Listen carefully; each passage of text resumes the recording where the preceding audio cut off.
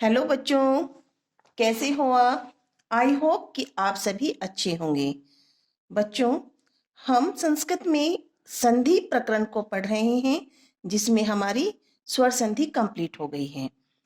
मैंने आपको बताया था कि बच्चों संधि के 3 प्रकार होते हैं: स्वर संधि, व्यंजन संधि और विसर्ग संधि। स्वर संधि जो है हमारी फर्स्ट वाली, वो कंप्लीट हो चुकी है। अब सेकंड है हमारी व्यंजन संधि। बच्चों, संस्कृत में व्यंजन संधि को हल संधि भी कहते हैं। क्यों कहते हैं? क्योंकि बच्चों संस्कृत में जो हमारे व्यंजन होते हैं उन्हें हल कहा जाता है, इसीलिए व्यंजन संधि को हल संधि भी कहते हैं। सभी बच्चे अपनी नोटबुक लेकर बैठे हुए होंगे। अब व्यंजन संधि यानी हल संधि की परिभाषा आप नोट कर लीजिए। करिए बच्चों। व्यंजन के साथ व्यंजन अथवा स्वर के योग को व्यंजन संधि कहते हैं। व्यंजन संधि को हल संधि भी कहा जाता है। जैसे दिक् प्लस दर्शनम, दिग्दर्शनम। अच प्लस अंतः, अनंतः आदि। अभी बच्चों इनमें किस प्रकार से संधि हुई है, मैं जब आगे आपको व्यंजन संधि के प्रकार समझाऊंगी तो हर वर्ड का आपको मैं अच्छे से एक्सप्लेन करूंगी। ओके बच्चों, अब हम आगे बढ़ते हैं। व्यंजन संधि में बच्चों आपको क्या ध्यान रखना है, यहीं से नोट कर लीजिए आप इस चीज को बिल्कुल। व्यंजन संधि में बच्चों हमेशा जो हमारा स्वर होता है, स्वर रहित व्यंजन की संधि होती है। आप यहाँ पे देखेंगे दिक्, दिक् में हलंत लगा हुआ है। तो हलंत का मतलब क्या होता है बच्चों? आपने वर्ण परिचय पढ़ा होगा। वर्ण परिचय में जब वर्ण विच्छेद होता है, ठीक है बच्चों, तो वर्ण विच्छेद में करना आपको आता होगा, वरना मैं अभी आपको बता देती हूँ कि वर्णों को हम कैसे अलग करते हैं। देखिए बच्चों, ध्यान से नोट कर लेंगे सभी बच्चे। जैसे बच्चों यहाँ पे लिखा हुआ है, कोई भी वर्ड लिखेंगे आप, नल। अगर हम इनके वर्णों को अलग करते हैं तो कैसे लिखेंगे? वर्ण विच्छेद कैसे होता है? ने प्लस ए प्लस ले, ले में हलंत लगाएंगे, प्लस ए। तो ये है बच्चों वर्ण विच्छेद। तो यानी वर्ण जब जो हमारे व्यंजन होते हैं वो हमेशा स्वरों की सहायता से ही बोले जाते हैं, वो स्वतंत्र नहीं होते। तो यहाँ पे आप देखेंगे कि न से हमने ए स्वर को अलग कर दिया है, ठीक है। तो अब जो हमारा न लिखा जाएगा तो उसमें हलंत होता है। हलंत का मीनिंग आप समझते होंगे कि वो जो वर्ण है वो आधा रह जाता है। तो बच्चों ये हमारी व्यंजन संधि है। जैसे जो हमारा इसका प्रथम शब्द है, उसका जो अंतिम वर्ण है वो हमारा क है और जिसमें हलंत लगा हुआ है। तो यहाँ ये नोट करने वाली बात है बच्चों कि स्वर रहित व्यंजनों में ही संधि होती है, ठीक है बच्चों। अब जैसे यहाँ पे दिक् है तो दिक् में हलंत है, अच है तो अच में भी हलंत है। तो ये दोनों वर्ण हमारे स्वर रहित हैं। अब इनका क्या नियम है कि यहाँ पे ग आया, ठीक है। तो ये मैं आपको और यहाँ पे न आया है, आगे इसके प्रकार में अच्छे से समझाऊंगी। चलिए बच्चों, अब हम नोट करते हैं व्यंजन संधि के भेद। व्यंजन संधि के भेद सभी नोट कर लीजिए बच्चों। व्यंजन संधि के मुख्य भेद निम्नलिखित हैं। अब बच्चों व्यंजन संधि के जो हम संस्कृत में संधि पढ़ रहे हैं उसमें संस्कृत के ही आपको लिखना है। उसमें फर्स्ट है हमारा सचुत्व संधि, नोट करिए सचुत्व संधि। सेकंड है बच्चों सटुत्व संधि। थर्ड है जसत्व संधि। फोर है चतुर्व संधि। फिफ्थ है अनुनासिक संधि और सिक्स है अनुस्वार संधि। सभी बच्चे कैमरे को पॉज कर लेंगे और ध्यान से नोट कर लेंगे कि हमारे जो व्यंजन संधि है उसमें मैंने आपको 6 प्रकार लिखवाए हैं।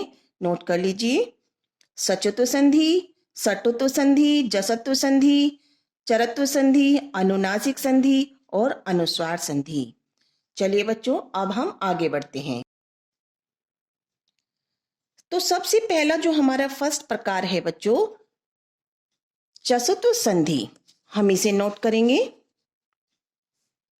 नोट कर लीजिए, सभी बच्चों को दिखाई दे रहा है अच्छे से। अगर कोई परेशानी हो तो कमेंट बॉक्स में आप लिख दीजिए। तो फर्स्ट है बच्चों हमारा चतुस्र संधि। सूत्र नोट करेंगे। इस्तोह सचुना सचुहे। नोट कर लिया सभी बच्चों ने। अब सूत्र का अर्थ क्या है बच्चों? सूत्र का सार क्या कहता है? अब एक एक वर्ड को आप ध्यान से समझेंगे। इस्तो, इस्तो का अर्थ है बच्चों, इस्तो यानी से जो ये आपको दिखाई दे रहा है आधा, इसका मतलब होता है सकार। और जो तो है इसमें तय है, इसका मतलब है बच्चों तय वर्ग। अर्थात जो हमारा से है आधा से, उसको हम ऐसे, सकार का मतलब ये है कि जो हमारा से है उसको हम हलंत सहित लिखेंगे। और तय वर्ग में बच्चों आपको पता होगा तय वर्ग में कौन कौन से वर्ण आते हैं? तय, थ, द, ध, न। तो ये हमारा इस्तो यानी सकार तथा तय वर्ग। ठीक है बच्चों, आगे दूसरे वाले वर्ड पे ध्यान दीजिए। सचुना, सचुना अर्थात सकार तथा चय वर्ग। ये हमारा जो सैसलजम आपको दिखाई दे रहा है वो आधा लिखा हुआ है, तो हम इसे हलंत सहित लिखते हैं। और चय वर्ग में हमारे कौन कौन से वर्ण होते हैं बच्चों? च, छ, ज, झ, अय्या। तो ये आपको ये वर्णों का विशेष ध्यान रखना है। चलिए बच्चों, अब इसका हम प्रयोग कैसे करते हैं वो मैं अभी आपको बता देती हूँ। देखिए बच्चों, इस्तो, सकार और तय वर्ग, इसमें हमने जो अभी मैंने बताया आपको कौन कौन से वर्ण हैं। सकार का शय हलंत सहित लिखेंगे, क्योंकि हमारी जो व्यंजन संधि है वो स्वर रहित व्यंजन में ही होती है। और तय वर्ग के वर्ण लिखेंगे। सचुना सकार, तो शय वही हमारा है और चय वर्ग के वर्ण है च, छ, ज, झ, अय्या। तो इनमें परिवर्तन क्या होता है, संधि किस प्रकार से होती है, आप देखिए बच्चों। तो हम पहले इन वर्णों को लिख लेते हैं। तो इस्तु सचुना सचुहे का अर्थ ये है बच्चों, जो अगर हमारा प्रथम शब्द का अंतिम वर्ण यदि श होता है तो वो श में परिवर्तित हो जाता है। यानी जो इस्तो है हमारा वो सचुना में परिवर्तित होगा। और तय जो है हमारा वो च में परिवर्तित होगा। थ है अगर वो छ में, यानी वो जो हमारा इस्तो है से और तय वर्ग वो अपने ही वर्ग के स्थान पर जाकर उन्हीं वर्णों में परिवर्तित हो जाते हैं। किस प्रकार से होते हैं अब आगे देख लीजिए आप। फर्स्ट हमारा शब्द है बच्चों रामस। आप ध्यान से देखिए, रामस में जो से है उसमें हलंत लगा हुआ है, यानी ये स्वर रहित है। ठीक है बच्चों, अब स्वर रहित जो हमारा रामस है प्लस चिनौती, अब इन शब्दों में हम संधि करेंगे। ये हमारा शय प्लस ई।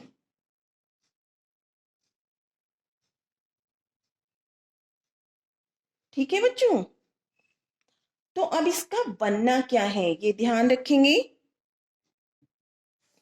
चलिए, अब कैसे करना है इस संधि को। दूसरे शब्द में बच्चों व्यंजन संधि में परिवर्तन नहीं होता है, केवल जो हमारा ये शय है जो सकार है इस्तो का वो हमारा से में कन्वर्ट हो जाएगा ऐसे। अब हम इन्हें लिखेंगे कैसे? जो प्रथम शब्द है उसमें से हमने लिखा राम, क्योंकि प्रथम शब्द के अंतिम वर्ण में ही परिवर्तन होना है, ये ध्यान रखेंगे। सॉरी, मैंने इसमें हलंत लगा दिया। राम लिख लिया हमने।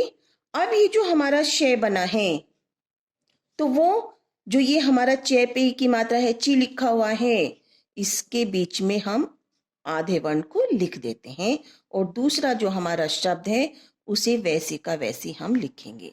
रामसी चुनौती। अब दूसरा वर्ड देखेंगे कश, इसमें भी हमारा शय है,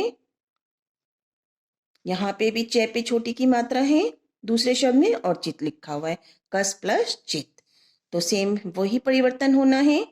तो किस प्रकार से आप करेंगे इसे? देखिए, प्रथम यानी जो हमारा शकार है, सकार, वो शैशलजम में परिवर्तित होना है, बस ये ध्यान रखेंगे आप। दूसरे शब्द में से भी हमने लिखा कै, और ये जो हमारा च है, क्योंकि एक ही मात्रा आ रही है, इसमें हमने आधा शैशलजम लिख लिया है, बिल्कुल सेम वैसे ही उतार देंगे और हलंत लगा देंगे। तो ये क्या वर्ड बना बच्चों हमारा? कश्चित। ठीक है, चलिए अब ये बिल्कुल सेम ऐसे ही हैं आपके दोनों एग्जाम्पल। अब देखिए, ये थोड़ा चेंज है, हरीश प्लस सेते। तो यहाँ पे भी हमारा शय है, तो शय किसमें? सैसलजम में ही कन्वर्ट होना है, हलंत लगा के। ठीक है, अब देखिए कैसे वन लिखेंगे हम इसको। हरी हमने पूरा लिखा, तो जो हमारा शकार था वो शैशलजम में आधे शय में हम उसको लिखेंगे, और फिर दूसरे शब्द को सेम वैसे ही उतार देते हैं, हरी शेते। तो ये हमारा हो गया। अब देखिए नेक्स्ट वर्ड है दुष प्लस चरित्र है। ठीक है, दुष में भी शय है, इसे आप करने की कोशिश करिए बच्चों, और जो सबसे पहले कर ले वो कमेंट बॉक्स में डाले करके। हो गया बच्चों? चलिए मैं फिर भी अपना अपना चेक कर लेंगे सभी बच्चे। प्रथम शब्द में से हमने लिखा बच्चों दो, और ये सकार हमारा आधे शय में परिवर्तित हो गया है, और दूसरा शब्द हम सेम वैसे ही लिख देते हैं। तो ये क्या बना? दुष्चरित्र है। ठीक है बच्चों, अब आगे देखिए, आगे थोड़ा सा आपको ध्यान से समझना है। सद प्लस जने हैं। तो मैंने अभी आपको बताया था कि जो हमारा सकार तथा तय वर्ग है वो सचुना यानी शय और चय वर्ग में परिवर्तित हो जाता है। अब देखिए यहाँ पे है दे, क्या लिखा हुआ है बच्चों? दे है, तो दे आप देखें यहाँ पे मैं दिखा रही हूं, मैंने लिख के रखे हुए हैं। तय वर्ग का तीसरा वर्ण है बच्चों दे, तो वो चय वर्ग के तीसरे वर्ण में ही परिवर्तित होगा, लेकिन हलंत सहित होगा। ठीक है, आधा बनेगा। यहाँ पे आप ध्यान से लिखेंगे, अब उसको समझ में आ गया होगा। भाई तय वर्ग का जिस वर्ग का यानी जिस क्रम का वर्ण होगा, अपनी चय वर्ग के उसी क्रम के वर्ण से वो परिवर्तित हो जाएगा। तो जो हमारा दय है वो तय वर्ग का तीसरा वर्ण है, तो चय वर्ग के तीसरे वर्ण में ही वो परिवर्तित होगा। चलिए अब देखते हैं, हम कर लेते हैं इसको। तो हमने पहले लिखा सद में से और दे हमारा किस में कन्वर्ट हुआ? आधा जय, और बाद का जो दूसरा शब्द है जने है उसको हम ऐसे ही लिख देते हैं। तो ये बना बच्चों हमारा सज्जन है। अब देखिए दूसरा शब्द है हमारा बच्चों उत प्लस चारणम। क्या है बच्चों? उत प्लस चारणम।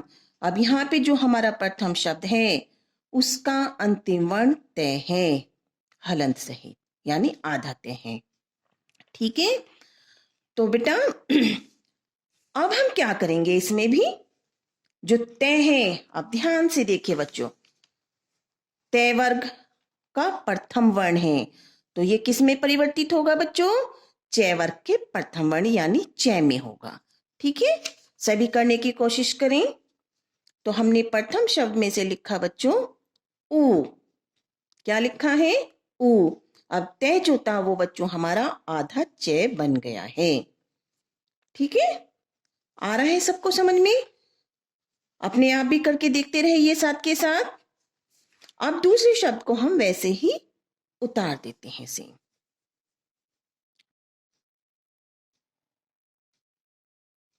तो क्या शब्द बना बच्चों हमारा?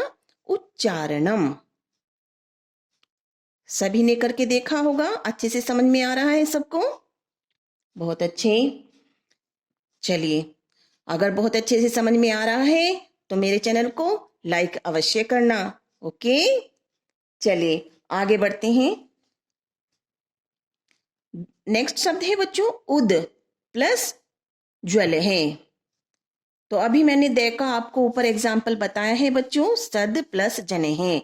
इसको आप स्वयं करके देखिए, अगर नहीं आएगा तो मैं अभी आपको बताती हूं।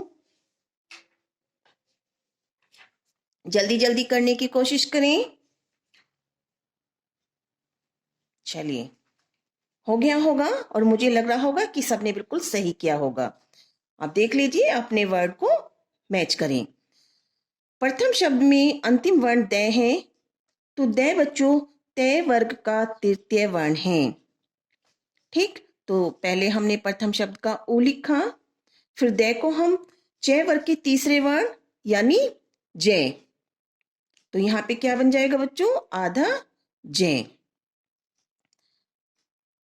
आधे जे के बाद दूसरे शब्द को हम ऐसे ही उतार देंगे सेम, और विसर्ग लगा देंगे। तो बच्चों क्या शब्द बना? सबने बनाया होगा उज्जवल है। आ रहा है बच्चों समझ में बहुत अच्छे से? चलिए अब नेक्स्ट वर्ड पे बढ़ते हैं। सत प्लस चिदानंद है। सत, तो यहाँ पे अभी मैंने आपको दूसरा वर्ड, अभी उसमें उत था, तो यहाँ पे सत है। इसे भी आप जल्दी से करके देखिए बच्चों।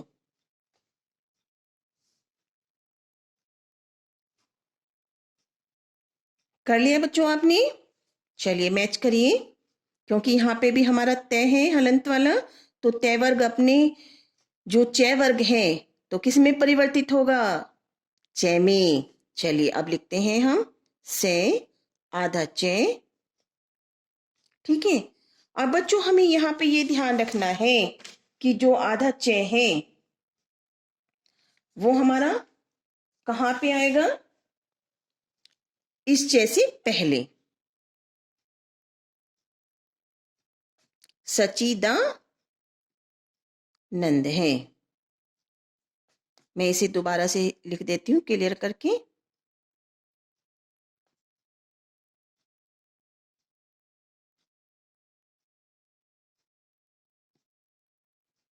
सचिदानंद है, इस प्रकार से।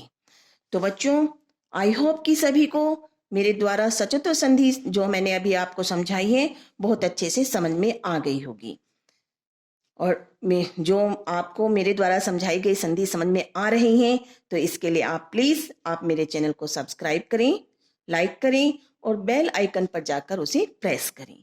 Thank you.